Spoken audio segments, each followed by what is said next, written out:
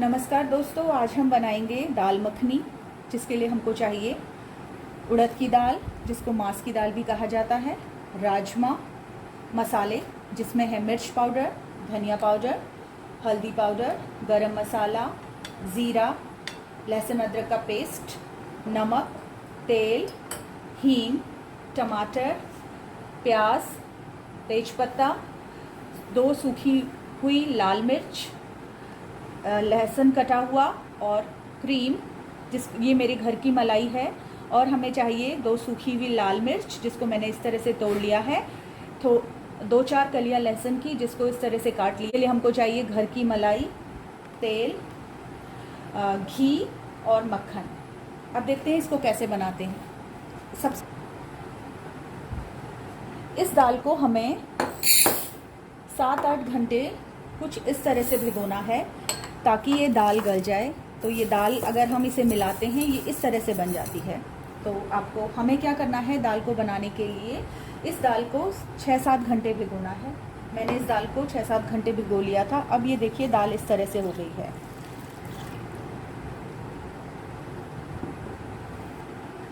अब हम क्या करेंगे, ये जो भीगी हुई दाल है, इसको एक कुकर में डाल देंगे। इसको मैंने भिगो के अच्छी तरह से धो के भिगोया था, और ये कुछ इस तरह से तैयार हुई है। उसके साथ हम अब डाल देंगे इसमें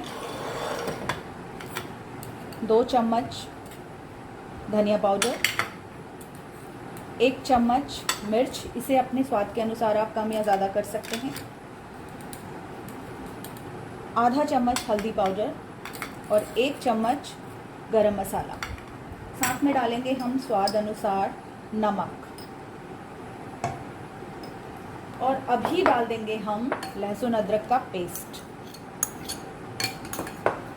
साथ में डालेंगे जो हमारे टमाटर कटे हुए थे, प्याज कटे हुए थे,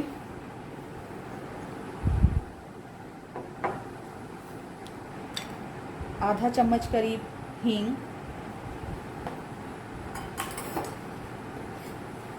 और थोड़ा सा तेल, और डालेंगे इसमें तेजपत्ता और पानी। इतना पानी हमें इसमें डालना है ताकि हमारी दाल आसानी से उबल जाए।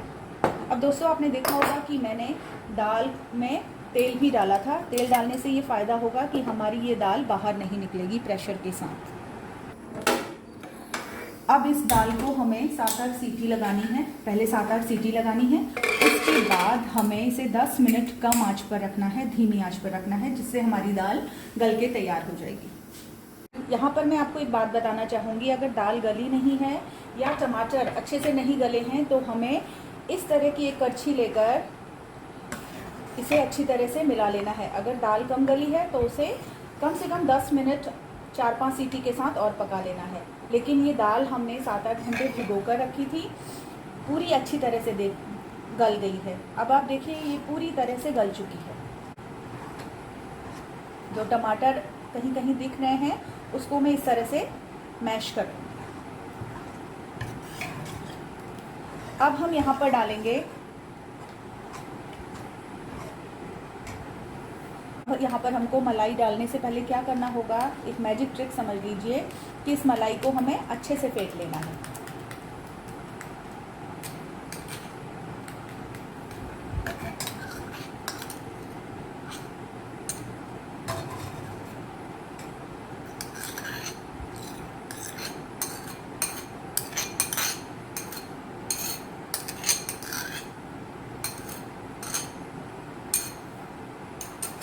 अब देखिए ये दाल मखनी कुछ इस तरह से तैयार हो गई है। कितना बढ़िया इसमें रंग आया है। कभी कभी क्या होता है कि हमारी दाल गाढ़ी हो जाती है, तो उस समय मैं आपको यहाँ पर बताऊँगी, एक सीक्रेट इंग्रेडिएंट बताऊँगी, एक राज बताऊँगी कि आपको अपनी दाल मखनी को टेस्टी कैसे बनाना है। तो उस समय हमें आधा कप दूध डाल देना है, उबला हुआ आधा कप दूध डाल देना है। क्योंकि यहाँ पर मेरी दाल पूरी तरह से गली हुई है, ना ज़्यादा गाढ़ी है, इसमें कुछ भी और डालने की हमें ज़रूरत नहीं है, तो मैं यहाँ पर दूध नहीं डाल रही हूँ। लेकिन आप लोगों को अगर कभी लगता है कि दाल गाढ़ी हो गई है, तो इसमें दूध डाल दीजिए। अब हमें क्या करना है, सिर्फ इसका तड़का तैयार करना है। आइए देखते हैं इसका तड़का कैसे तैयार करेंगे। तड़के के लिए हमको चाहिए घी। अब यहाँ पर हमें 2 चम्मच घी चाहिए क्योंकि ये दाल मखनी है। घी को गर्म होने देते हैं।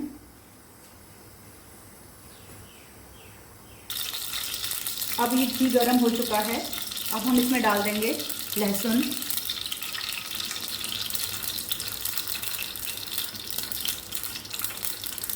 दाल में तड़का लगाते समय हमें ध्यान रखना चाहिए हमारा घी बहुत ज़्यादा गर्म नहीं होना चाहिए, क्योंकि कभी तो दाल का तड़का बनाते समय हमें इस बात का ध्यान रखना चाहिए जो हमारा घी या तेल जो भी हम इस्तेमाल कर रहे हैं उसे बहुत ज़्यादा गर्म नहीं होना चाहिए। नहीं तो क्या होता है कि अगर आप लहसुन जीरा कुछ भी डालेंगे तो वो ऊपर आने की या उनके चिटकने की संभावना रहती है। अब देखिए हमारा लहसुन पूरी अच्छी तरह से तैयार हो गया है, बहुत सुंदर उसमें कलर आ गया है। अब हम डाल देंगे यहाँ पर 1 चम्मच ज़ीरा, जो मैंने मिर्च तोड़ी थी, मिर्च,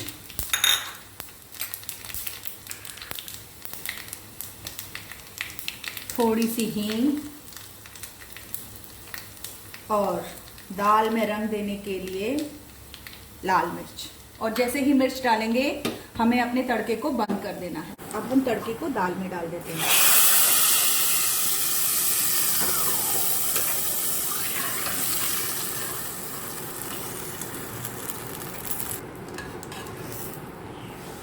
अब आप देखिए ये दाल में कितना सुंदर रंग आया है। कोई कहेगा इसमें कि इस दाल को घर के बेसिक सामान से बनाया है। अब हमें क्या करना है, लास्ट में इसमें डाल देना है 1 चम्मच मक्खन, क्योंकि ये दाल मखनी है। 1 चम्मच मक्खन और इसे डाल देना है अपनी दाल में।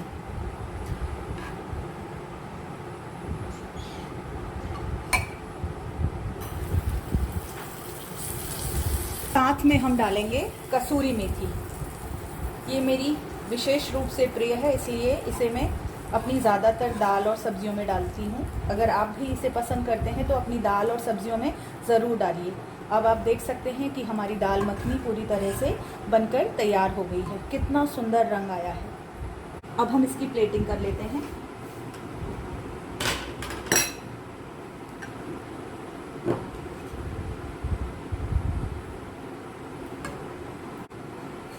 इस दाल को आप पराठा, रोटी, नान, किसी भी चीज़ के साथ खा सकते हैं। अगर आप चाहें तो इसको चावल के साथ भी खा सकते हैं। घर के बेसिक सामान से तैयार हो गई है हमारी लाजवाब दाल मखनी।